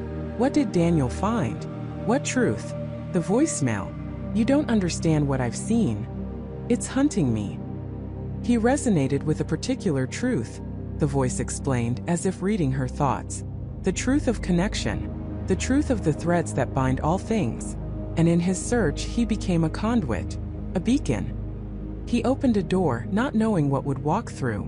A tendril, not the dark, void-like one Emily had evaded, but one made of pure, shimmering light, snaked out from the center of the table.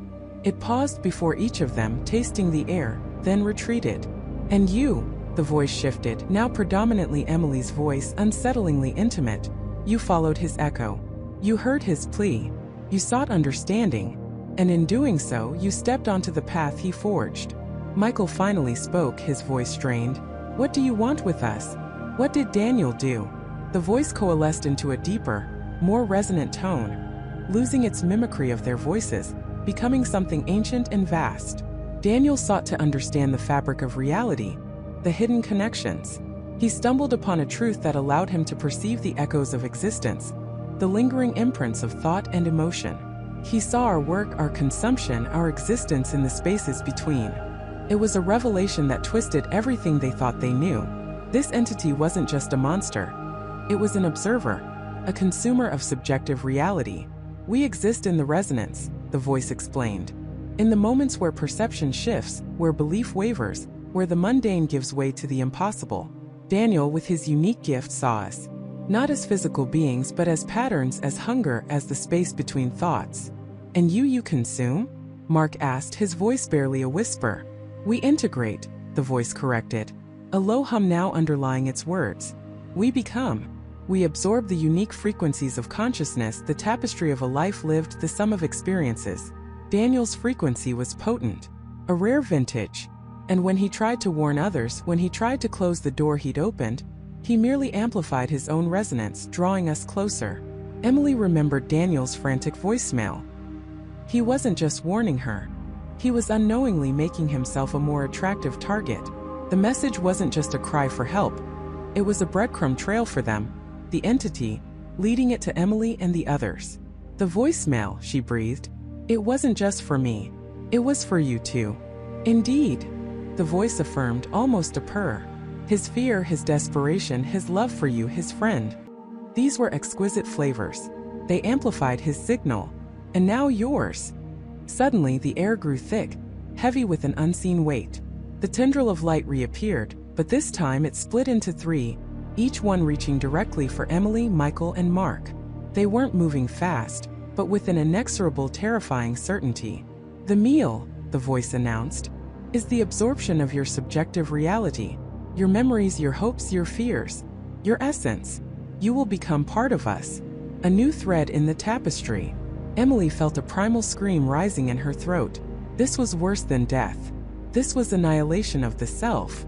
Michael instinctively recoiled, his chair scraping against the floor, but the tendril was already upon him. It didn't touch him physically, but seemed to pass through his chest, a cold, piercing sensation that stole his breath.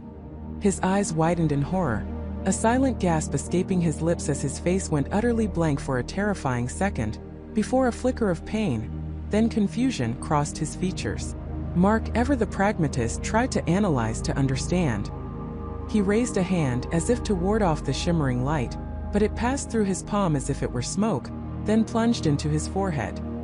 He gasped, a sound of pure agony, and slumped forward slightly, his eyes still open but unfocused, distant. Emily felt the tendril approach her, a cold dread washing over her. She could feel its presence, not as a physical object, but as a drain, a vacuum in the space before her. She remembered Daniel's words. "It's hunting me. It sees through everything. But also, you don't understand what I've seen. The patterns. The connections. Asterisk patterns. Connections."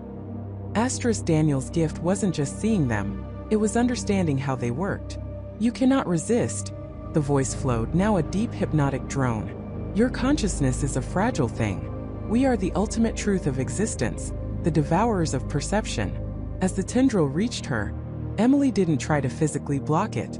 Instead, she closed her eyes, focusing not on fear, but on the patterns Daniel had mentioned.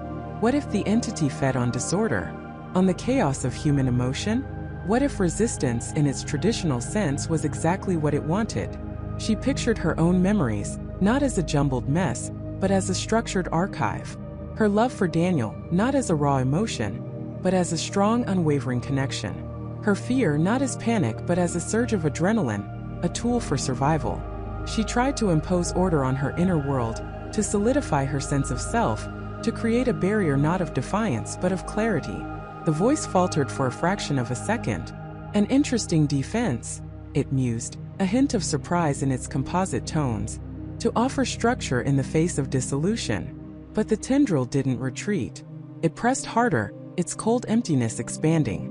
Emily felt her resolve wavering, her carefully constructed mental barriers beginning to crack. She saw flashes of her past, her childhood, Daniel's smile, Michael's steady presence, Mark's dry wit. They weren't being consumed randomly. They were being cataloged, analyzed, prepared for integration. She fought back with the only weapon she had. Her own mind, her own sense of self. She imagined her consciousness as a fortress, not just of memories but of choices, of free will. She focused on the uniqueness of her own perspective, something that couldn't simply be absorbed without fundamentally altering the absorber. The tendril pulsed, and the voice grew frustrated. "You are merely delaying the inevitable," it hissed, now mostly the rasping quality of a stranger's voice. "Your essence will be ours. Your patterns will be integrated. You will be a part of the greater truth." But Emily felt a spark of something new within the draining emptiness. As the entity tried to consume her structured thoughts, it encountered something unexpected. The impossibility of fully integrating a truly unique, self-aware consciousness without being changed itself. It was trying to digest a complex algorithm with a simple parser. Suddenly, a jolt went through her body, a searing pain that was not physical but existential. The tendril recoiled, not completely, but with a perceptible shudder. The voice, which had been so confident, now had an edge of irritation, almost confusion. "A flaw in the data," it muttered, the composite voices clashing, momentarily losing coherence. "Unexpected resistance. An anomaly." Emily opened her eyes, gasping for air she hadn't realized she was holding. The tendril still hovered, its tip mere inches from her chest, but it seemed to hesitate. She looked at Michael and Mark. Michael was still slumped, his eyes wide and vacant, but a faint tremor ran through his body. Mark was similarly affected, his head bowed, but a faint, almost imperceptible twitch in his fingers. They weren't gone. Not yet. The entity's voice returned, sharper, more focused, but tinged with a new, unsettling quality: curiosity. "The patterns of your defiance. They are novel, a new flavor, but ultimately you are isolated. You are alone in your resistance." Emily knew that wasn't true. She wasn't alone. Daniel had seen these patterns. He had understood the connections. And his voicemail, his final message, wasn't just a warning. It was a key. She remembered his last, desperate words in the voicemail, the ones that had been garbled, almost lost. "Find the resonance. Disrupt the weave. It can be undone." Resonance. Disrupt the weave. It can be undone. The tendril lunged again, this time with a focused fury, aiming directly for her heart, her core. The entity was done playing. It wanted to break her. But Emily was ready. She knew what she had to do. She had to find the resonance. She had to disrupt the weave. And to do that, she needed to connect. The entity struck not with claws or teeth, but with a torrent of absolute despair. It wasn't just fear, it was the crushing weight of every regret, every failure, every moment of isolation Emily had ever known, amplified 1,000-fold. Memories flashed like jagged shards of glass. The sting of a childhood rejection, the crushing silence after a loved one's argument, the gnawing doubt that she was never quite enough. It showed her Michael, trapped forever, his face twisted in a silent scream, blaming her for his fate, for not listening, for not understanding soon enough. It whispered that she was alone, utterly and irrevocably alone in a world that didn't care, that she was just another forgotten echo in a town built on forgotten echoes. The air grew heavy, thick with a cold dread that seeped into her bones. Her mind reeled, threatening to fracture under the assault. She felt herself shrinking, her will eroding, her very essence being consumed by the entity's insatiable hunger for despair. It was trying to make her become the weave, to pull her into its dark, eternal tapestry of suffering. But even as the darkness threatened to swallow her whole, a flicker remained, a tiny ember deep within her. It was the memory of Michael's laugh, the warmth of his hand, the fierce love that bound them. It was Amelia Thorne's defiant glare in the fading photograph, her refusal to be silenced. It was the raw, guttural sound of the voicemail itself, a broken plea cutting through the static. She focused on that sound. It wasn't just noise, it was a frequency. A distorted, terrified frequency, yes, but a frequency nonetheless. The entity had woven itself into Oakhaven through sound, through silence, through the whispers of forgotten tragedies. It had created a discordant symphony of fear. Emily closed her eyes, forcing herself to push past the suffocating despair. She reached for the voicemail, not the physical recording, but the imprint of it in her memory, in her heart. She didn't just hear it.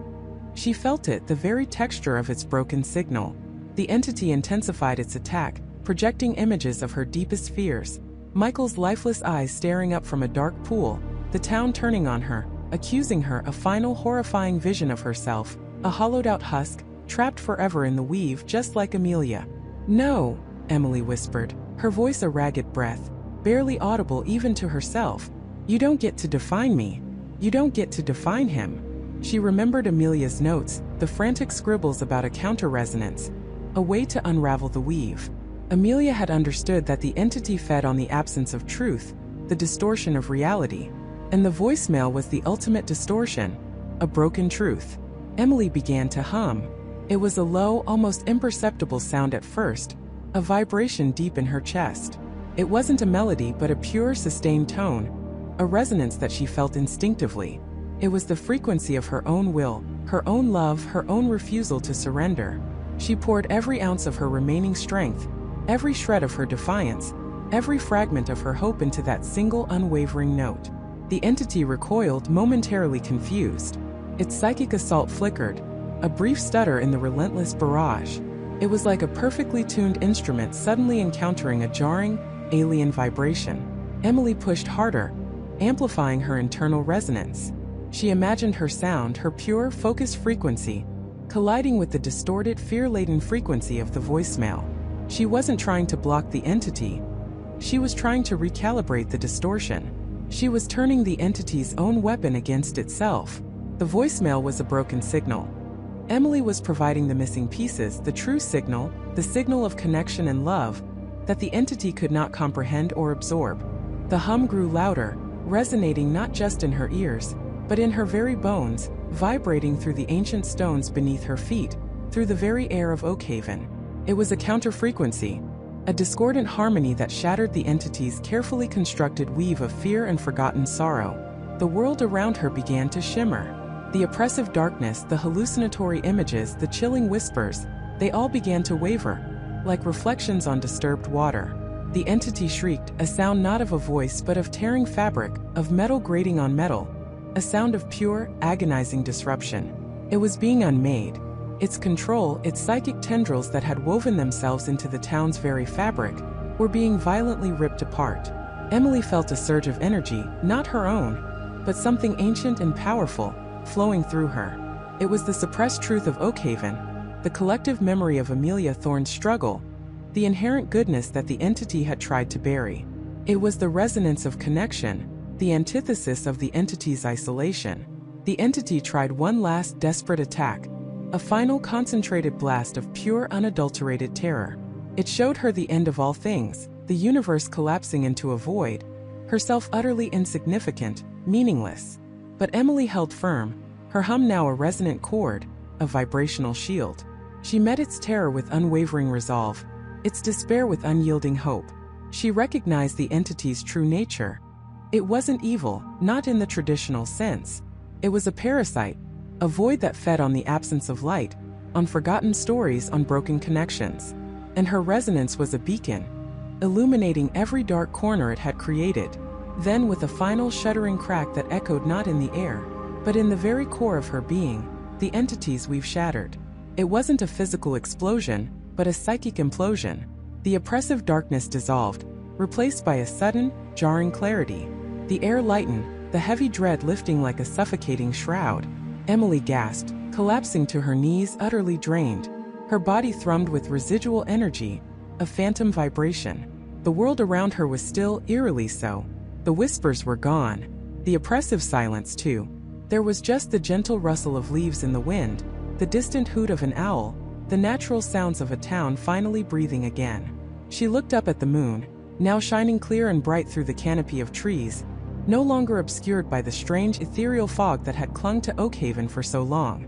The town below, visible through the gaps in the foliage, seemed to glow with a faint, almost imperceptible light. It was as if a spell had been broken, a long dark dream finally dispelled. But what about Michael? Emily felt a profound shift, a sudden emptiness where the entity's presence had been, but also a new quiet awareness. She closed her eyes, listening not with her ears, but with something deeper, something akin to her soul. And then she heard it. Not a voice, not a sound, but a feeling, a resonance. It was Michael. He was free. His essence, his spirit, had been released from the entity's weave. He wasn't physically there, not in the way she longed for, but his connection to her, to the world, was no longer distorted, no longer trapped. He was at peace.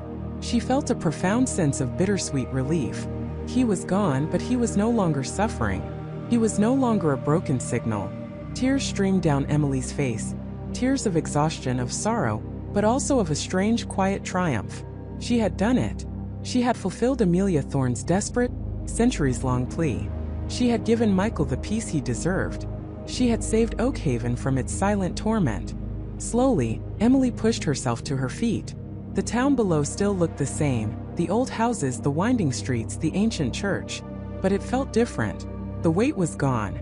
The shadows had receded. The people of Oakhaven would wake up in the morning without the lingering chill of forgotten fear, without the subtle influence that had shaped their lives for so long.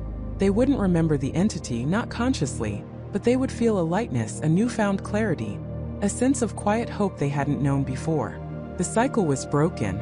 Emily eventually made her way down the hill, the first rays of dawn painting the sky in hues of rose and gold. The air was crisp and clean, carrying the scent of pine and damp earth. As she walked through the waking town, she noticed small things. A bird singing with unusual clarity, a dog barking joyfully, a faint, almost imperceptible sparkle in the morning dew that coated the ancient cobblestones. She reached Michael's house, the front door still slightly ajar, just as she had left it. She stepped inside, the silence no longer heavy with foreboding, but simply empty. His jacket was still slung over a chair, a half-finished book on the coffee table. These were the remnants of a life that had been tragically interrupted, but now finally truly released. The voicemail. It was still on her phone. She hesitated, then pulled it out. The screen glowed faintly in the early morning light. She pressed play. The static was still there, the distortion, the fragmented words. But now, listening with her newly attuned senses, Emily heard something else within the chaos.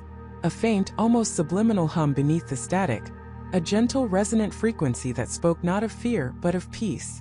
It was Michael's farewell, his final clear connection, finally free of the entity's grasp. The cryptic voicemail was no longer a mystery of terror, but a testament to enduring connection. Emily deleted the voicemail, not to forget but to release, to allow Michael's essence to finally rest, unburdened by the echoes of his suffering. She left Oakhaven that day, leaving behind the town finally free, its silent curse lifted. She carried no tangible proof of what she had faced, No grand victory parade, only the deep, unshakable knowledge of what she had done, and the quiet, resonant hum that now resided within her, a permanent reminder of the weave, the resonance, and the incredible, terrifying power of things unseen. The world would continue to spin, full of its own mysteries, its own hidden currents and forgotten histories.